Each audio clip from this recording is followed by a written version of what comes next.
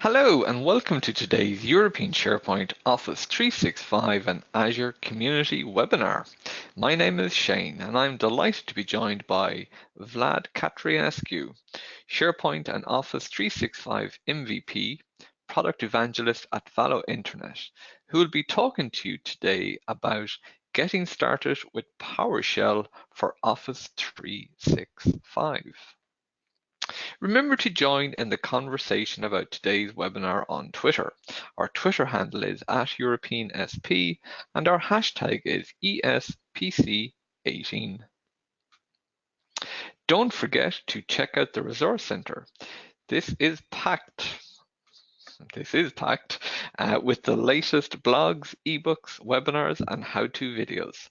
Simply visit sharepointeurope.com/resource center.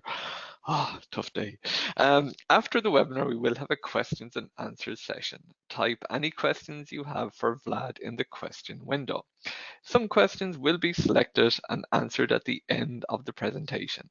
This webinar will be recorded and will be added to the Resource Center, where you will be notified by email when it is available. And now I'm going to pass you over to our webinar presenter, Vlad Katrinescu. Hello, Vlad. Hello, Shane. How are you doing? I'm great. I'm just waiting for your screen to come available and then you can take it away. Yes, Should I be can see there it. any time now, and I see that I'm not the only one who hasn't had coffee yet. Yes, I'll have to go now after this. Take it away, Vlad. I'll talk to you later.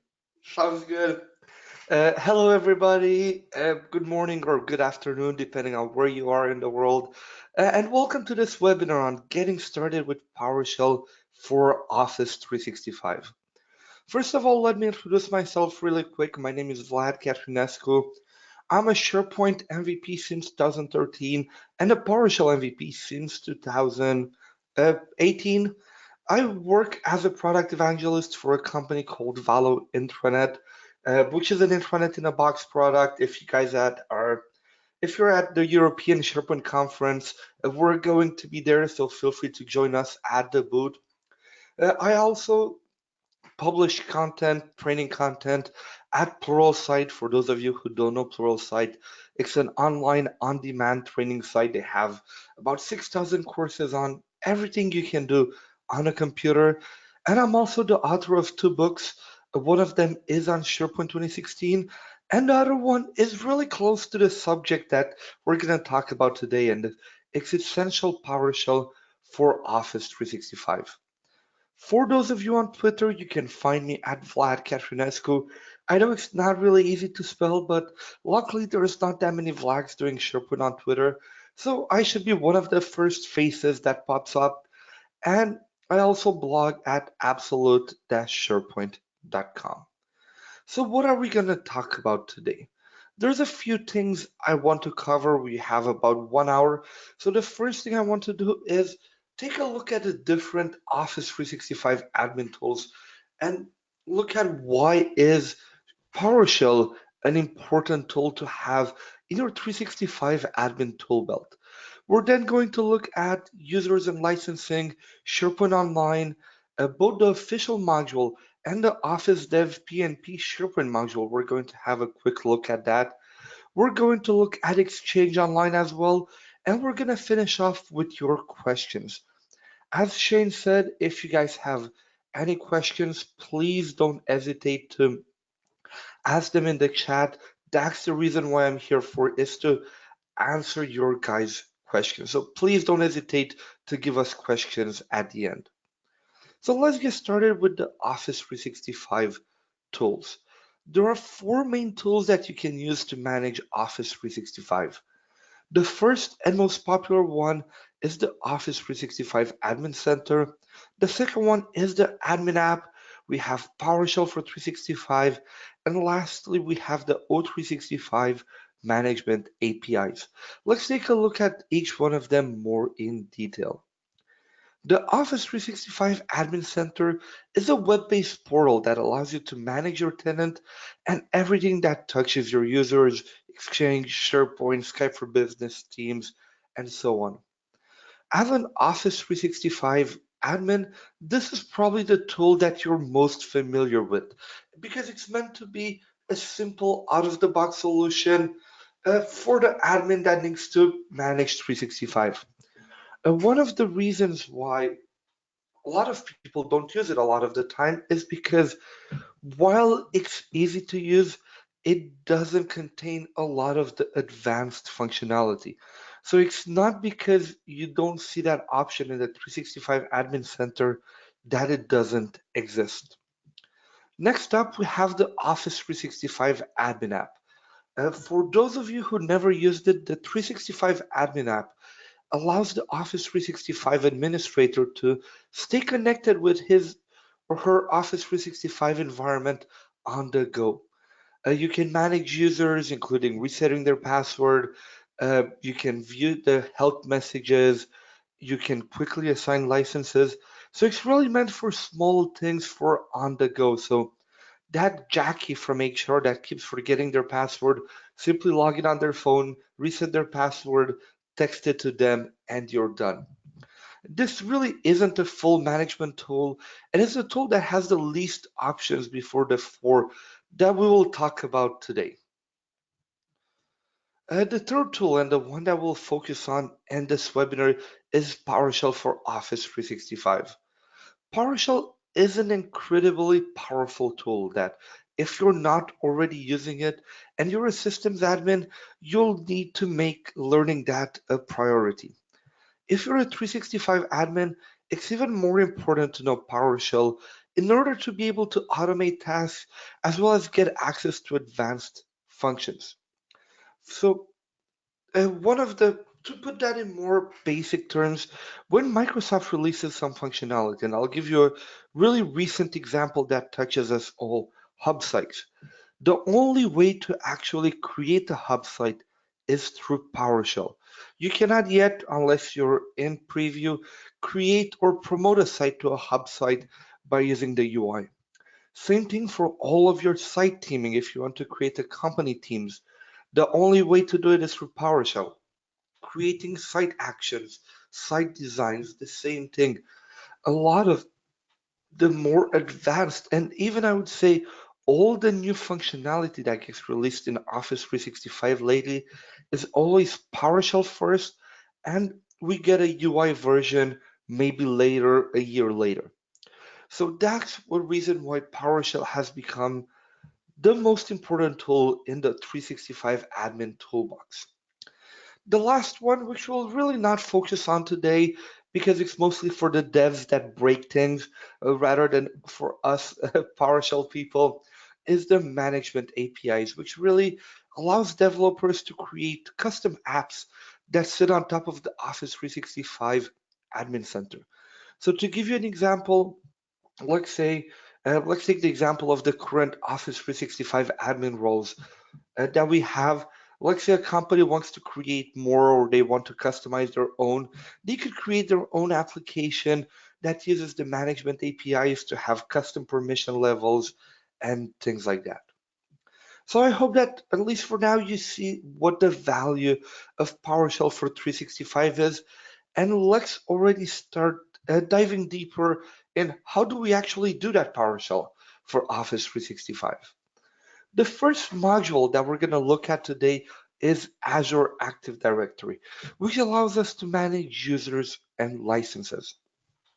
Even if you manage your users in Office 365, everything is actually Azure AD in the back. So whatever interface, if you manage them already from Azure AD or from the 365 Admin Center, your users are in fact stored in Azure Active Directory. So the first thing that we're going to have to get is get the module. It's not like on-prem anymore where we can remote desktop into the server and simply run PowerShell commandlets there.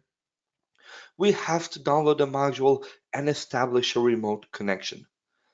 The Azure Active Directory module is hosted on the PowerShell gallery.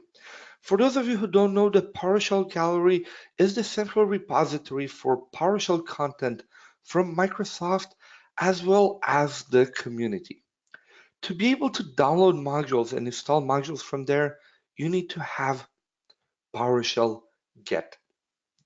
You might already, and as an IT pro, I hope that you already have PowerShell get because it's included with Windows 10 or newer operating systems, Windows Server 2016 or newer. If you have the Windows Management Framework 5.0, or if you have PowerShell 6, so if you have any of those requirements, you already have PowerShell get. So I really hope that as an IT pro, you're already on Windows 10. But if you're not, or you're because of company policies, you're on Windows 7 or something, hopefully not older than Windows 7, but let's assume Windows 7, you will need to download the package management MSI. So once you download the slides at the end, feel free to click the link in the slides or simply download Google or Bing package management MSI, and you're going to find the link on the Microsoft Download Center.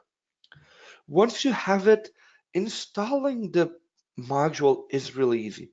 The only thing you have to do is install dash module, give it a name, which in this case is Azure AD, and you're ready to go. Of course, you need to be a local admin on your computer because you need to install something. But other than that, it's really a 2-minute operation uh, that is only one command. So it should be pretty easy for all of you to do it. In order to connect, you also need to be a global admin in Azure AD because this gives you a ton of rights to everything from directory policies to resetting users to changing different tenant certificates. So it's really important that you have the global admin right. Now that we have the modules, how do we connect? First thing, we're going to have to get our credential. So I'll run a get credential PowerShell commandlet and save the results in a variable called cred. After that, I will run the connect Azure AD PowerShell commandlet and pass in my credential, and that is it. Depending on the credential, it will be able to connect me to the right tenant. If you have multi-factor authentication enabled, and I love to see how many of you, usually when I'm in the room, I always ask how many of you are on using MFA, but in a webinar, it's a bit tougher. So I will just assume that all of you, because you're really good and secure admins, are using multi-factor authentication, even if I know that unfortunately that is not the truth. But if you have MFA enabled, you have a few different steps in order to connect. Because of that multi-factor authentication, you cannot actually save that credential. So what you have to do is simply write or simply type connect Azure AD. Then you'll have a pop-up asking you for the username and password. Office 365 will detect that this is a multi-factor enabled account and will ask you for the second authentication method. I don't know about you guys, but uh, I want to do a bit of demos. I hate doing that many slides. So let's go to the demo environment. Let me first of all go to the PowerShell gallery. For those of you that have never seen it before, as you see, it has almost 4,000 modules that are there. So I will go for Azure AD. For this one, I will look at a general availability release.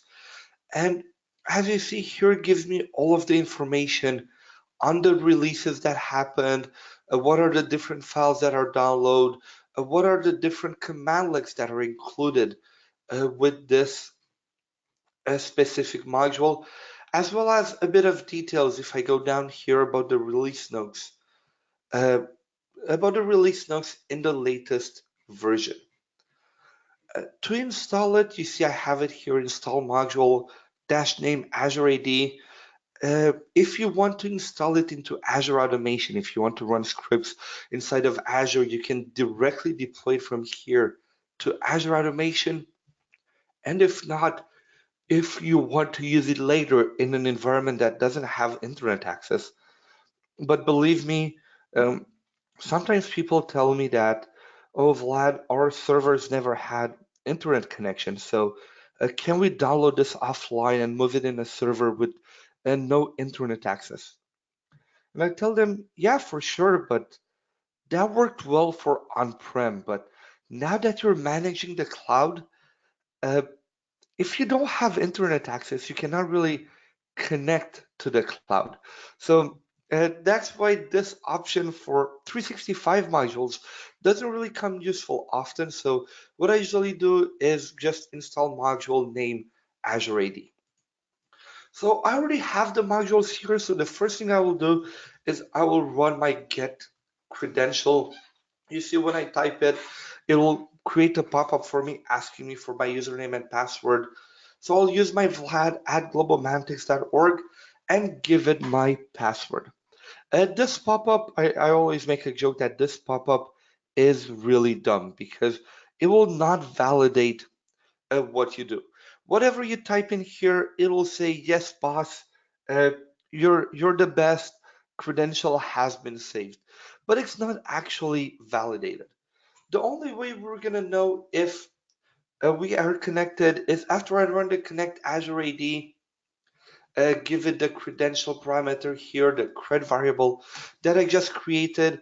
And if I see information about my tenant, as I see here, it means I'm successfully connected. If I see a bunch of red things about red messages, it means that my password is probably wrong or I don't have the permissions. Something to also remember, and you see it over here, I started my PowerShell as an administrator, and I always recommend that you do the same in order to maximize the chances that your scripts will go on without a problem. So now what can I do? Let's first of all see all of our users. So I will run get Azure AD user, and this will show me all of the different users, internal and external, inside my organization. I can also say, and just to make it easier, I'll copy it from here, show me all of the users that are members of the company. So that means don't show me external users. I can also filter by department. So if I want to see, for example, all of the users in the research department, I can do get Azure AD user where the object department equal research. So you can filter by a ton of different things to allow you to quickly get reports, to quickly output a list of users that have the same properties, or even if in your scripts you actually want uh, to apply a change to only users in certain departments or with certain properties, it's really easy to do. If you want to see all of the properties that you can do on a user, let me go back here. You can do get Azure AD user, give it the object ID, the username of the user, and then do format list. What this will do is it will actually show you all of the different properties of a user object. So if you're not sure what to do, if you're not sure what properties you have on a user or what things you can change, you can always use this way of getting all of the properties of a user. So then you know the property name that you can change after. Now, if I want to create a new user, the first thing I have to do is I will create a password profile, which will be my password object. So first, I will create a new object of type Microsoft Open Azure AD module password profile. I will set the password to the very secure ESPC 2018, and I will force users to change the password on the next login because you know how users get lazy a lot of the times and never change it, but we're actually going to force them to change it this time. And what I'll do now is I will do new Azure AD user. The given name will be Ben. The surname will be King. I will add the display name, user principal name, the mail nickname. So really it will be Ben at globalmantics.org. The account is enabled. I will give it the same password profile I created earlier and a few properties such as the job title and department. So this will take a few seconds to do. As you see, because I changed the password complexity inside my environment, it says that the specified password does not comply. So let me add a few things here. Don't think I'll ever use this user, so I'll just copy paste this again, like so this time it will love me. And now with a more complicated password, it does. So you see, created my user. I have a bit of a confirmation here. And then I can do other things, such as, for example, setting the user manager. And again, the setting the user manager is not part of the user object. It's actually a separate commandlet. So I can do set Azure AD user manager. Who do I want to set the manager to? Ben at globalmantics.org.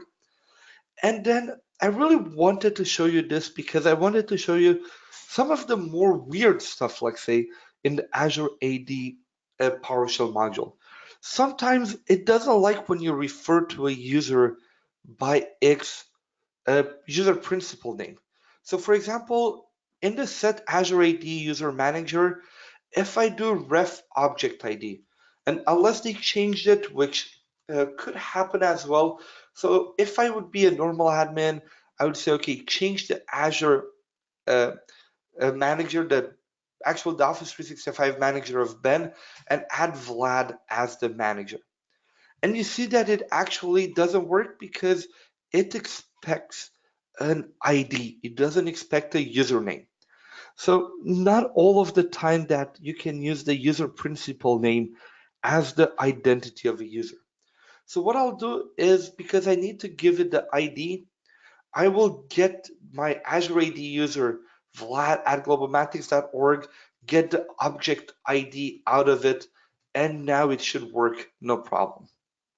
So remember, sometimes if you get a weird error such as invalid object identifier for a user, it might be because that commandlet doesn't like having the user principal name as an identifier. It prefers or it needs to have the object ID. Now let me clean that window because I don't like to see red in my window. Let's talk a bit about licenses. If you want to see all of the different licenses that you have inside of a tenant, the commandlet is get Azure AD subscribe SKU. So here you'll see the object ID for every license available, the SKU part number, and the SKU ID, and how many units of this you're consuming inside of your tenant. If we focus a bit on the object ID, you'll see that it's always made up of two parts. You have the tenant ID. So this is the ID of the tenant. That's why it's the same throughout all of the different object IDs here. And then you have the SKU ID. So this is actually the ID of an E5 license. Enterprise Premium is E5. So you see this QID here, C7 finishes by DF, is the same one as here. So the object ID is always your tenant ID underscore the SKU ID. And the SKU ID, so this C7DF here, it's the same across environments. So if you're a consultant, you have access to different tenants, you can use those scripts for different tenants. Something to be careful and where I want to draw your attention is that a lot of time when people publish scripts online, and I'll say it again, I always remind people, not because somebody blogged it, that you can actually take PowerShell and copy paste it as an admin in your tenant, because PowerShell is really powerful and it can break a lot of things.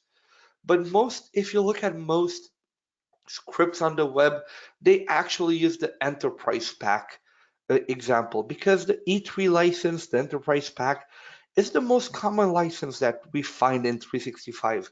So make sure that if you have a script that has to do with licensing, you actually adjust it with your tenant details.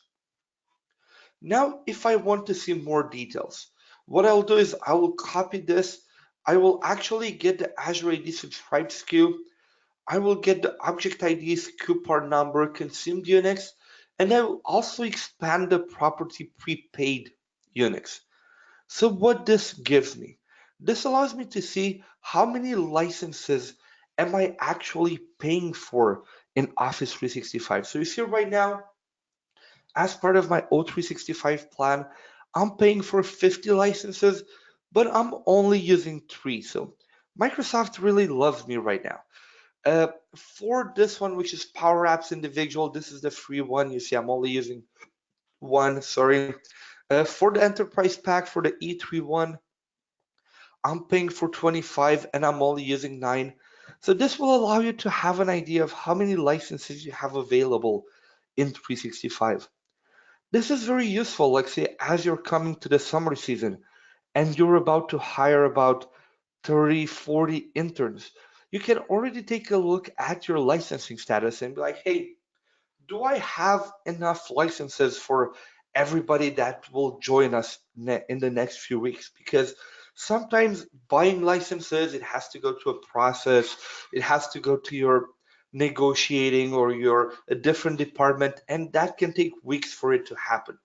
So as you're getting onboarding new employees, especially if you have a lot of employees that will join you soon, make sure you check how many licenses you have available so you don't get caught off guard and you have a user joining and you're not able to give them a license. You can then view all of the details about a particular license. So let me copy this here, paste it. So what I'm doing now is I'm getting the Azure AD subscribe SKU and only filtering on a single object ID. And I'm expanding the property service plans. The service plans are basically all of the different services that are included as part of that subscription. So you see in my case here, almost all of them are provisioned except the intern one. But here is where you can see that in the subscription, I have the to-do, I have forms, stream, Office Online, Flow, Power Apps, Teams, Planner, SharePoint, Exchange, and so on. So if you ever need to disable a certain service for a certain user, you would need to have this service plan ID.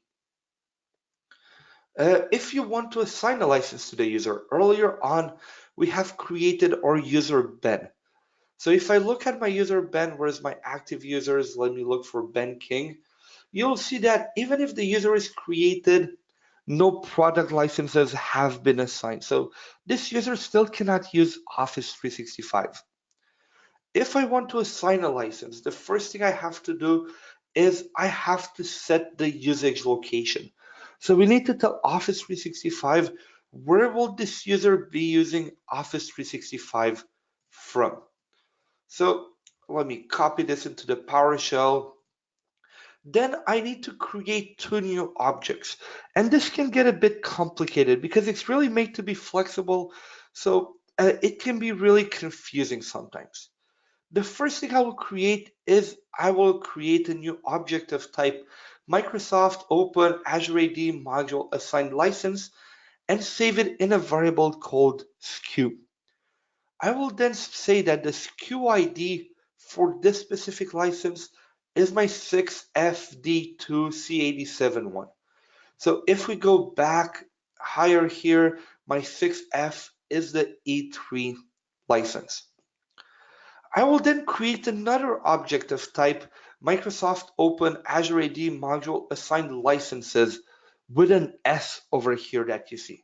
So it's a different type of object and the flexibility is made if you want to add a user multiple licenses. Like say you have an executive that just joined and you're going to add them an E3 license as well as a Power BI Pro.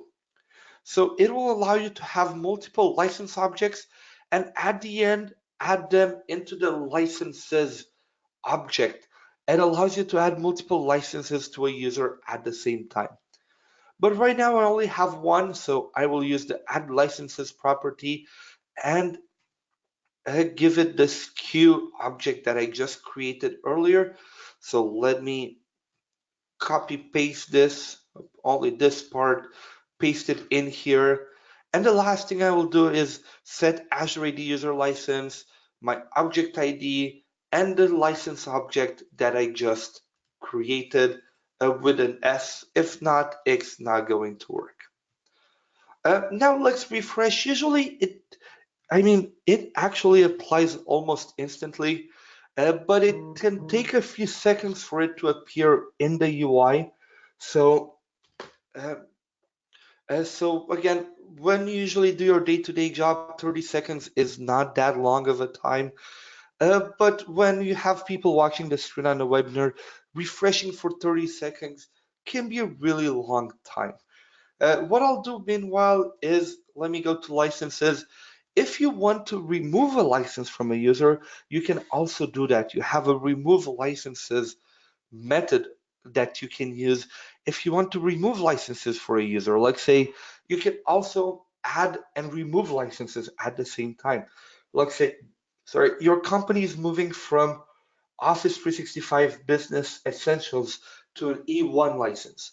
You would remove that license, that Business Essential, and add the E1 all in the same operation so the user doesn't see any impact. You see that our UI has finally been refreshed, and under product licenses, we now have our E3 license. So that is it for user and licenses. I'll just cover a few more things, but if you guys have any questions, please don't hesitate to ask them inside the chat. And something that I will also wanted to mention is that there are actually two different versions of the Azure AD module. We have the stable production release, the one that we have looked at in the PowerShell gallery earlier, and we also have a public preview module, which really has all of the latest features, but they're not always well, if at all, documented. And some of the stuff might change before it actually hits production. If you want to install that module and you can only have the Azure AD or Azure AD Preview, you cannot have both of them at the same time, you would run an install dash module, give it the name Azure AD Preview, and that's when you would get the latest available module, latest available command links. We've already done the demo, so now let's move to SharePoint Online, our favorite SharePoint.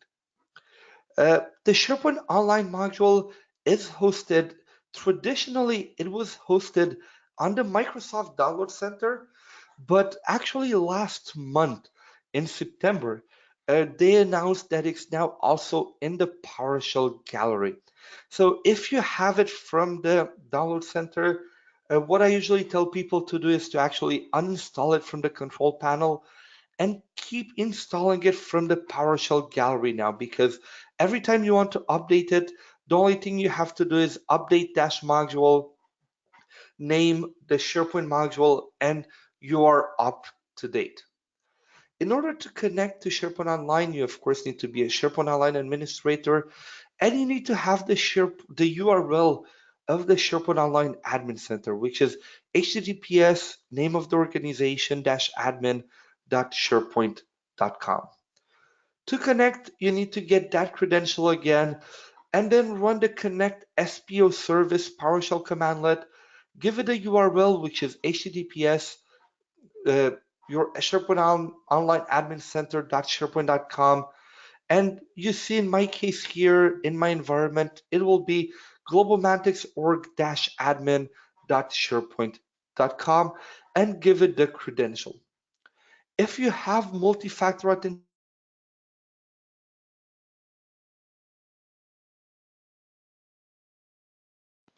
Hello, Vlad. We seem to have lost you. I don't know where you guys actually left me, but we talked about connecting to SharePoint Online with MFA. Uh, and then we said that we're going to go to the demo. So I will get my credential again because my computer crashed, or else I would have been able to use the same exact credential object, enter my password, and then I'll do connect SPO service, give it the URL. So to get the URL, I will go to the admin center over here. Oops, not here. Go to SharePoint. ask me for credentials again. We're getting there. And then copy this part, globalmatics.org-admin.sharepoint.com, and give it my credential cred. And there we go. No message means good because it means that everything connected properly.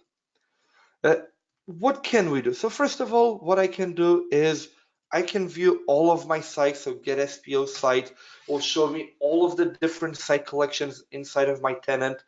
Uh, for those of you that are not in the preview of the SharePoint Online Admin Center, you see that there's now a preview that will actually show you all of your classic sites as well as all of the group connected ones. Uh, if you're not in the preview, you only see the classic ones. So if your organization is not in the preview, PowerShell is the only way to see all of the SharePoint sites connected to Office 365 groups and all of the sites that are modern, such as communication sites, things like that. If I want to create a new site, pretty easy, new SPO site, give it the URL, who is the owner, storage quota, we can give it a locale. Here I'm saying 1033 for English, the template STS0 for a team site, and I want it to be called an IT team site. So that can take a few seconds to create. You can also create modern sites. And Saturday, actually, let me actually cancel, or actually I cannot cancel this, but I'll mention it. Something really cool that you can do with PowerShell that you cannot do with the UI. And let me call it ESPC8. Change the template to STS3 over here, which is a brand new template that got released. And I'll look a bit in advance. I'll call it ESPC 2019, and I still wonder in what city that will be. But the STS3 template allows you to create a modern team site that is not connected to an Office 365 group. So if you want to have a document repository or simply a SharePoint team site and you want to use modern, but you don't need to have a planner, a mailbox, a stream channel, a Microsoft team. You can use that STS3 template in order to create that modern team site that is not connected to an Office 365 group. What are the things we can do? Well, this gets created. Usually it's pretty fast, but while this gets done, we'll go test a few things out. Let me go to my root site over here and talk a bit about external sharing. As you know, with Office 365, you can share documents externally. So let's take a look what this setting on this site is. If I do Vlad at test.com, by default, it doesn't allow me to share externally. But what I can do if I want to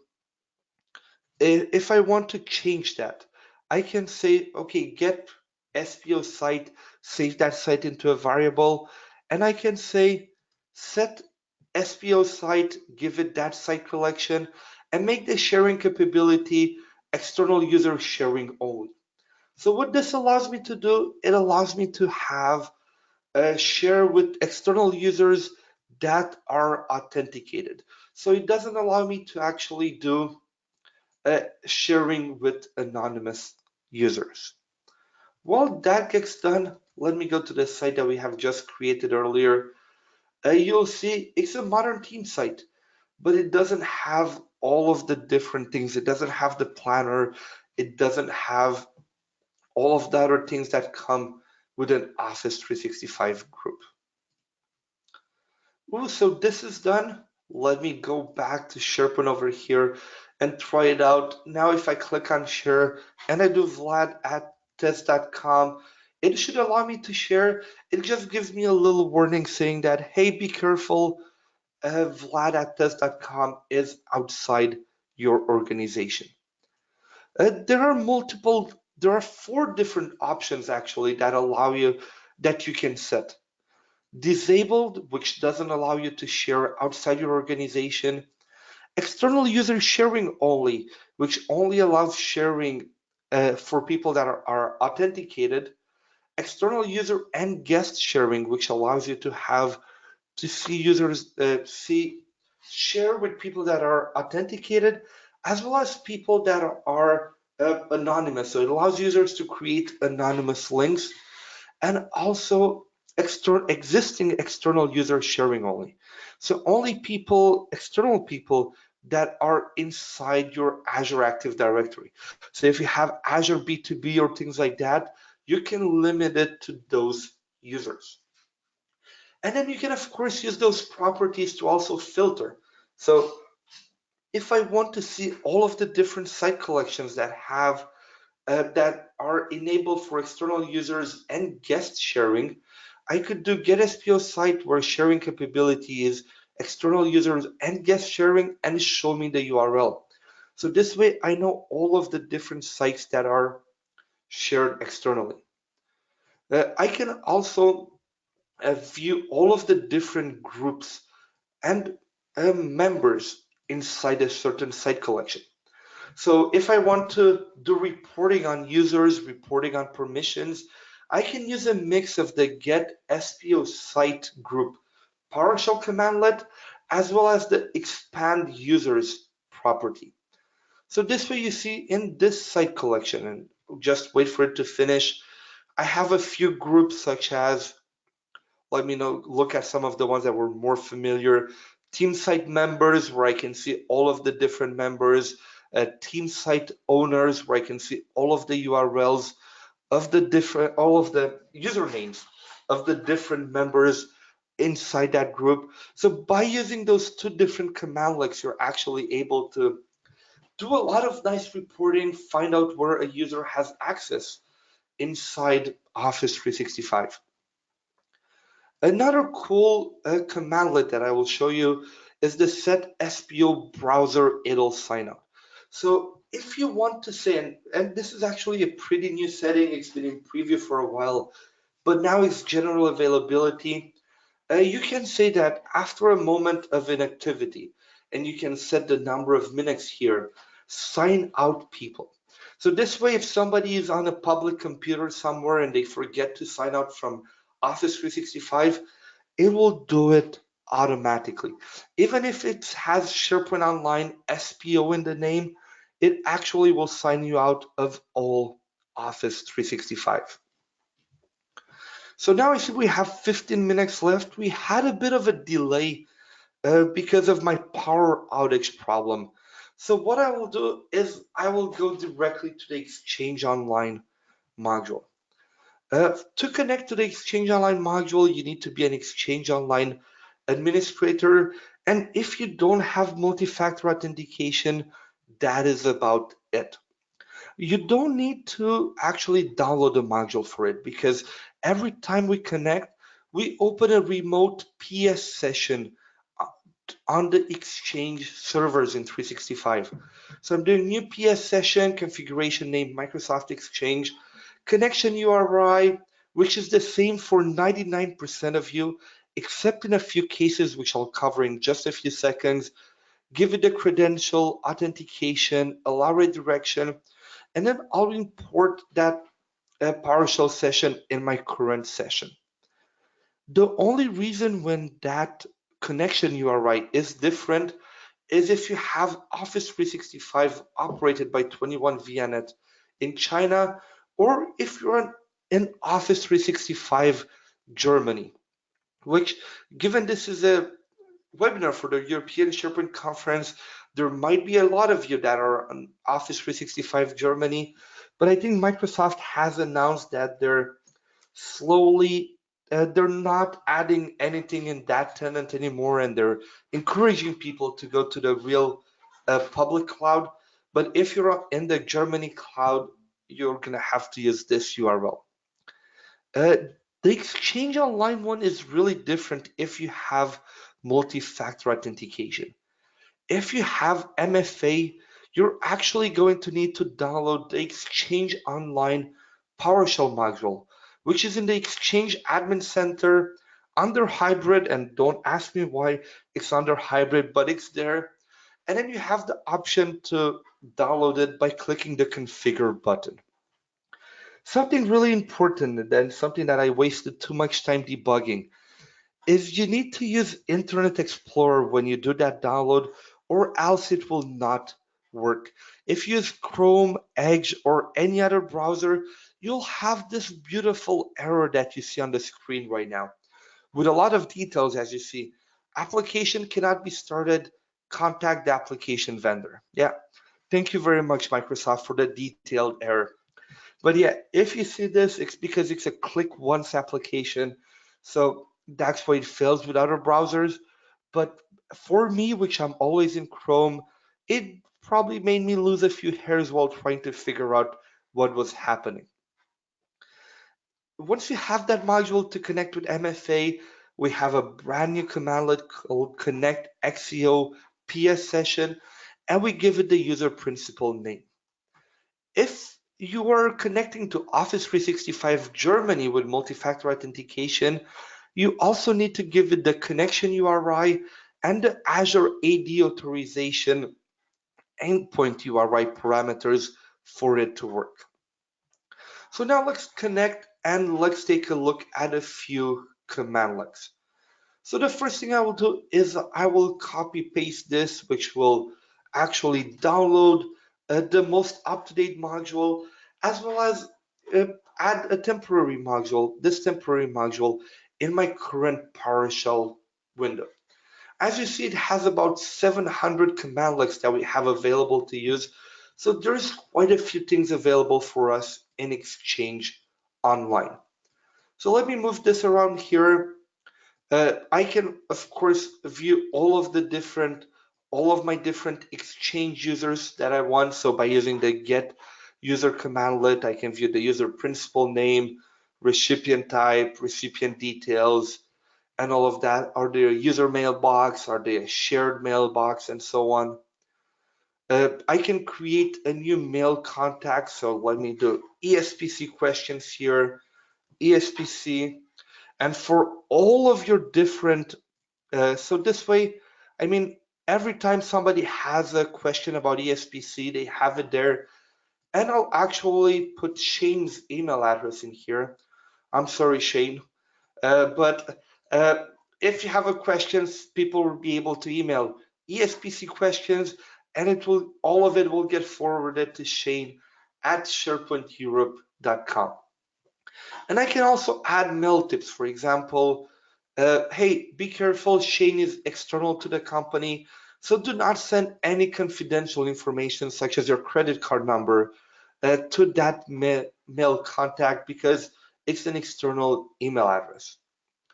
I can also, when a user leaves, for example, I can say, okay, this user will be hidden from the address list.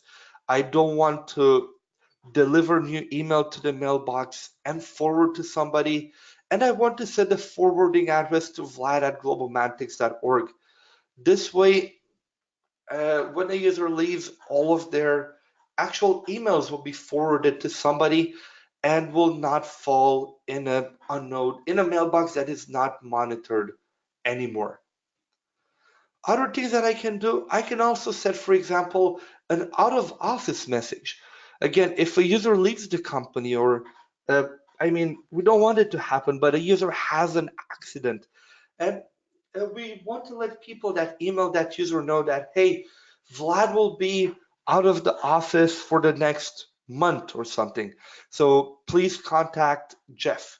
You can actually create an HTML out of office by adding your not your branding, but adding different bullet points, adding things like that. So here have hello, uh, break line. Please note I'm not currently working for Global Mantics anymore. Please contact Vlad Katrinescu at a mail to link. And then we can set Jeff Collins's out of office reply to that. And you can even have, like you do in Outlook, a different external and internal message depending on, oops, let me restart that, depending on who emails the user. So you have a lot of flexibility either for user offboarding scenarios or when user, something happens to them, and you simply need to do that on the go. You can also manage distribution groups, of course. So if I want to see all of my distribution groups, I can run get distribution group. I can add people to distribution groups. I can set a distribution group to only accept messages from somebody. I mean, we all have that all company group. And I've already had times where people have done a reply all on the all company group. And when you have 30,000 mailboxes, that's a lot of people in the reply all. So it's important that you said on big mailboxes, if you want to, on big distribution lists, to only accept messages from certain people. This way, not everybody can send emails to the all company distribution list. You can also get information about the mailbox. So if I do here, show me the mailbox statistics for Vlad at globalmantics.org, how many emails are in there, how many deleted ones are in there, when is the last time that Vlad logged on, so you can have all of this information. You can also manage Office 365 groups using the Exchange Online module. So if I do Get Unified Group, the Get Unified Group is the technical name for Office 365 groups. It'll show me all of the different 365 groups inside my tenant. If I want to create a new one, it will be new unified group, give it the display name, in my case, ESPC 2018, give it the alias, give it the email address, and I will make it of access type private, so this will create a unified group. If I want to manage, if I want to, like, say, hide it from the address list, I can also do that. If you want to manage membership of that 365 group, it's unified group links. And this can be really weird because it's not something, it's not a verb or it's not a noun that comes natural to us. So if I want to see all of the members of the group that I just created, and it should be done in a few seconds, I would do get unified group links, give it the identity, and link type members. The two types of links that you can have are members and owners. So if you want to see the owners, you put link type owners. If you want to see the members, you put link type members. It's pretty straightforward. So if I do that, you'll see that because I'm the one who created it, I'm the only member inside. Something that is really interesting. Oops, let me go back here. If I want to add Jonathan at globalmantics.org as an owner right away, it will actually fail. Because with Office 365 group, it really, you need to have add the user as a member before, and then you can add them as an owner. And the same thing, you cannot remove them as a member until you remove them as an owner. So if I run this now, I will first add Jonathan and Alex West as members. I will then add Jonathan as an owner, and you see it went through with absolutely no problem. And the same thing again, if you want to remove Jonathan as a member before you remove them as an owner, you'll have that same type of problem. As something that is interesting, and I'll also connect back to Azure AD for this to be able to show you this. If you remove an Office 365 group using the remove unified group commandlet, if you want to see all of the different groups that are deleted, so your Office 365 group recycle bin, the PowerShell commandlet is actually in the Azure AD PowerShell module, not in the Exchange one. So you can do get Azure ADMS, Azure ADMS deleted group, and then you can see all of the different groups that are in your group recycle bin. And you only have 30 days for it to actually restore. After 30 days, you cannot restore them anymore. And you can always view the deleted date time so you know when they were deleted. So you see this, for example, this one on October 13th, it will be permanently gone. Microsoft will be able to restore the separate things for you. We'll be able to restore the mailbox. We'll be able to restore the SharePoint site for your files, but they're not able to restore your group as a unified object. So I see that we have 3 minutes left inside of the webinar. So the last thing I'll do before we go to the questions is share a few resources with you. I have a full course on PowerShell that is 3 hours long. That covers a lot of this a lot more in detail. You can check it out. You also have the PowerShell for 365 portal, which is just a quick link to all of the tenant resources for PowerShell and Office 365. The Hey Scripting I blog, if you've ever done PowerShell and you Googled for something, I'm sure you've landed on that blog. Lots of great information about PowerShell in general over there. And also, because of the problem with the power, I was not able to cover this, and I'm really sorry because it's a module that I love. Check out the PNP PowerShell module. So this is about it. Please follow me on Twitter, connect with me on LinkedIn. If you like to read books and learn from books, you can also check my Essential PowerShell for Office 365 book. There's actually a free chapter provided by the European SharePoint Conference. So you can look at the link, at the resource center link that Shane published a link to earlier, and you can download the free chapter so you can see if you like the style and if you like the content of the book before you buy it. So I think that's really cool that the ESPC has a lot of free chapters from different books, so you guys can kind of test them out before you buy it. So Shane, do we have any questions?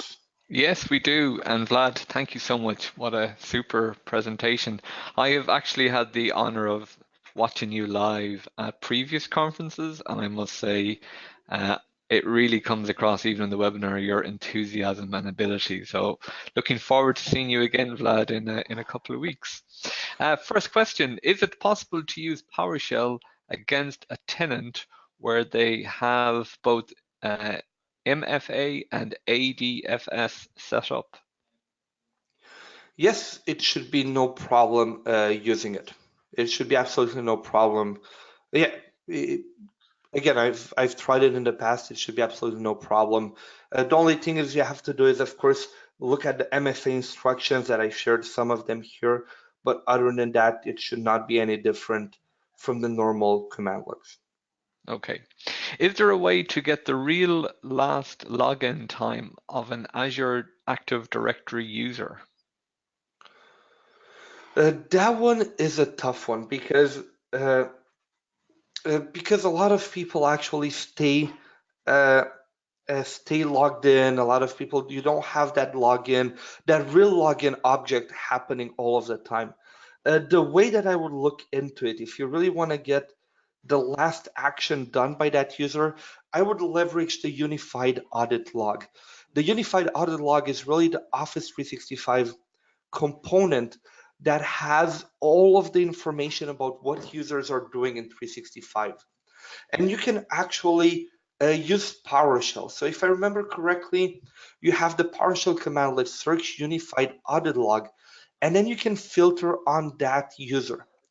And this should be the most up-to-date and the most uh, realistic version of everything that a user has done in Office 365. So take a look at the unified audit log and take a look at the search unified audit log PowerShell commandlet, which is in the Exchange module. Okay, super. Which UI do you use for PowerShell work, ISE or third-party tools? Ooh, that is a really great and personal question. Why I'm saying it's a personal question is because it depends. Personally, I'll share my personal, I actually use the PowerShell ISE. And the reason for that is that I find that VS Code is not stable enough for my liking and for debugging yet. Again, personal opinion. And another main reason, and I'm completely transparent with you guys, whenever I record courses for Pluralsight that have to do with PowerShell, they always tell us to record using the PowerShell ISE because everybody has it on their computer by default.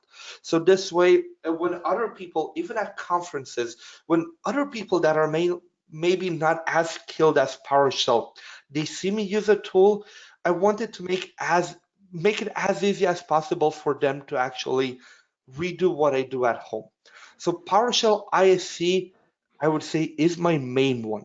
But surprisingly enough, Notepad++, I would say, is the second biggest one because I usually have the PowerShell ISC open to the left where I can try stuff, and I create my script in Notepad++, which is probably none of the best practices for PowerShell out there. But that is what I'm personally productive with. There's no good or bad answer. If you try to look at what the best practice would be from a Microsoft perspective, it would be to use Visual Studio Code using all of the PowerShell extensions. That would be the futuristic Microsoft way to write PowerShell scripts. But I don't think it's stable enough for my personal liking yet. So that's why I'm still using ISC and Notepad++ as my day-to-day uh, script editors. Okay, and that person has just come back with a further note saying that they have the same experience with the VS Code plugin and they think it's not very stable either. Awesome. I'm Okay, glad I'm not the only one. next question. Is it possible to change the user's principal name email address, i.e. a user gets married?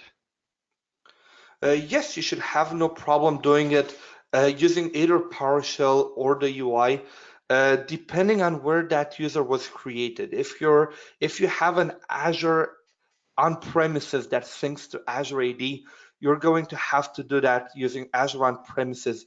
And that change for the username will be brought up to Azure AD. And then you're going to have to add the alias basically in 365. So emails go to the new address and keep the old email address as an alias. But it should be doable, no problem, whether you're using the UI or PowerShell. The only thing you have to be careful of, depending on your identity structure, if your main driver is AD on-prem syncing to Azure AD, do it on-prem. If it's a purely cloud user, you can do it all in the admin center using PowerShell. Okay. And the final question, what things can go wrong if you create a SharePoint online site with UI? So the same as SharePoint 2010 or 2013 versions? They're just curious to know. I'm not sure I understand that one. What do you mean with UI? Okay, so what things can go wrong if you create a SharePoint online site with UI? So maybe that person can Oh, okay, with the elaborate. user interface. No, now I Yeah, understand it. So that is a great question. There's absolutely nothing that can go wrong. So for example, in on-premises, we could not actually select the content database where that went. There were a few settings that we didn't have available. Now, most of the settings are actually available through the user interface.